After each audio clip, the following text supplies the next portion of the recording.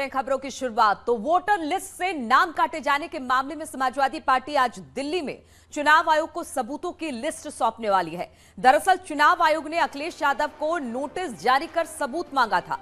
Party अध्यक्ष अखिलेश यादव ने प्रदेश भर से कटे नामों की सूची तैयार कर ली है और आज प्रोफेसर रामगोपाल यादव चुनाव आयुक्त से मुलाकात कर रिपोर्ट सौंपने वाले हैं। तो जिस तरह से वोटर के नाम काटने का आरोप विधानसभा में एसपी ने लगाया था, उसको लेकर चुनाव आयोग ने एसपी से जवाब मांगा था और साथ ही साथ वोटरों की लिस्ट भी मांगी थी, जिसे लेकर आज रामगोपाल ईसी पहुंचने वाले हैं, जहां पर रामगोपाल चुनाव आयोग से मुलाकात कर अपनी रिपोर्ट सौंपने वाले हैं।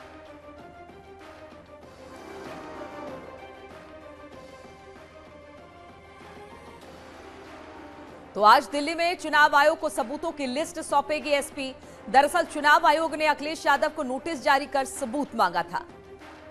ये जनाब फूल की खेती करके 1 एकड़ में 1 साल के 30 लाख तक कमा रहे हैं। आपको भी ये करना है तो फ्रीडम ऐप को अब भी डाउनलोड कीजिए। 2022 के विधानसभा चुनाव से पहले उनके नाम काट दिए गए।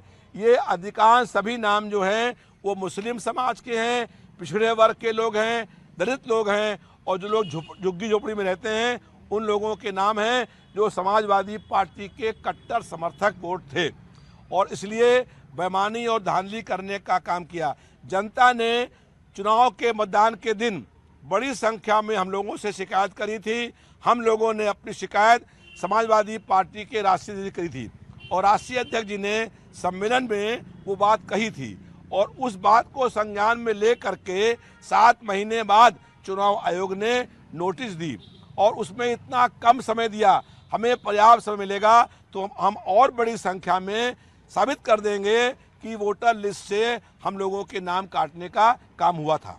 कल भारत निर्वाचन आयोग जाएगा, समाजवादी पार्टी का प्रतिनिधिमंडल, अखिलेश यादव भी जाएंगे।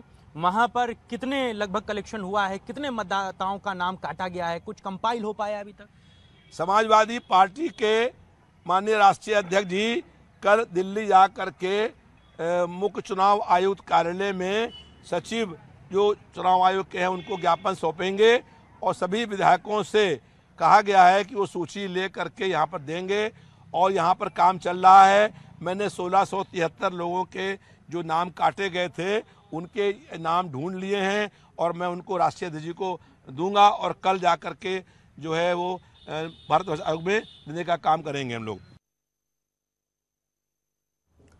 और इसी पर बातचीत करने के लिए लखनऊ से अलाउद्दीन और जुड़ रहे हैं, साथ ही हमारे साथ दिल्ली से पवन गौर फोन लाइन पर जुड़ेंगे। लेकिन अलाउद्दीन के पास पहले चलते हैं। अलाउद्दीन, चुनाव आयोग ने जो कहा था कि अगर आपने कहा है कि वोटर लिस्ट से काटे गए हैं नाम, तो वो लिस्ट कहां पर है, मुझे जल्द से जल्द सौंपिए। आज रामगोपाल पहुंच रहे हैं ईसी के पास, यानी कि दिल्ली में वो लिस्ट लेकर। कितने नामों की लिस्ट जुटाई है समाजवादी पार्टी ने? देखिए, जो बातें समाजवादी पार्टी मुखिया की तरफ से कही गई थी उसके साक्ष्य को मांगा है चुनाव आयोग ने।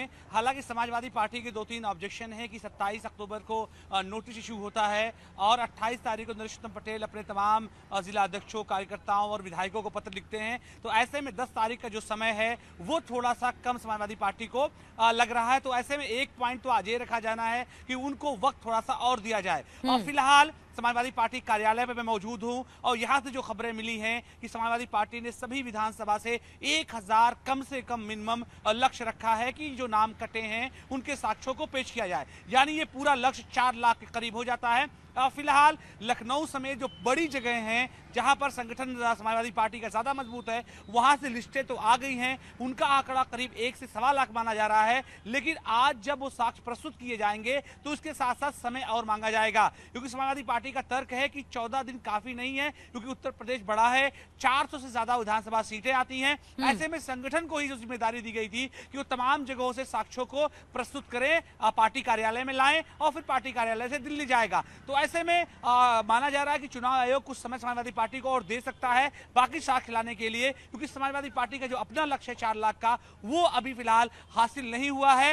हालांकि कई सारी विधानसभाएं से जहां पर 1000 से ज्यादा साक्ष्य निकल गए। जैसा कि रविदास मल्होत्रा कह रहे थे, उन्होंने 16 से ऊपर साक्ष्य दिया है। असलम रानी कल समाजवादी पार्टी कार्यालय आए थे, उन्होंने 1000 से ज्यादा के साक्ष्य दिए हैं। मैनपुरी इटावा के इलाके से 1000 से ज्यादा के साक्ष्य वाले कई सारे जिले समाजवादी पार्टी का दावा है कि उसमें शामिल हैं। इसके अलावा जौनपुर का इलाका, इसके अलावा तमाम पूर्वांचल के बिल्कुल अलाउद्दीन, यानी कि साक्ष्य तो उन्होंने जुटा लिए हैं, लेकिन इसे जुटाने में और ज्यादा वक्त लगेगा और शायद हो सकता है जब रामगोपाल आज ईसी से मिले तो वक्त और मांगे, या फिर देखना होगा कि ईसी इस पर क्या कुछ कहती है। हमारे साथ पवन भी फोन लाइन पर जुड़े हुए हैं। पवन, कितने बजे मुलाकात का वक्त तय किया गया है? देखिए, तकरीबन 12 से 1 बजे के आसपास दोपहर को रामगोपाल यादव चुनाव आयोग जाएंगे और वहां तमाम जो साक्ष्य हैं, सबूत हैं, जो वोटर लिस्ट से जो नाम काटे गए थे उनको चुनाव आयोग को सौंपेंगे।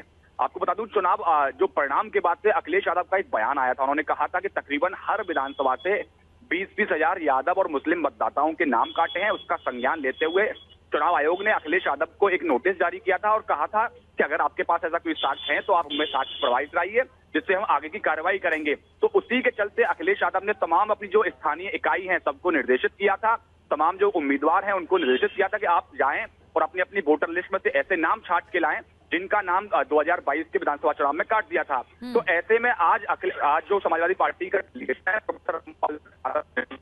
वो यहाँ चुनाव आयोग पहुंचेगा दोपहर को 12 से और वहां अपनी बात रखेगा। तमाम जो नाम जो स्थानीय इकाइयों के द्वारा पहुंचाए गए हैं उनको यहाँ लाके प्रेषित करेगा। चलिए ठीक है, आप दोनों से फिर बातचीत होगी और जिस तरह से मुलाकात हो रही है उस पर भी हमारी नजर रहेगी। फिलहाल बहुत बहुत शुक्रिया आप दोनों का हमारे साथ जुड़ने के लिए।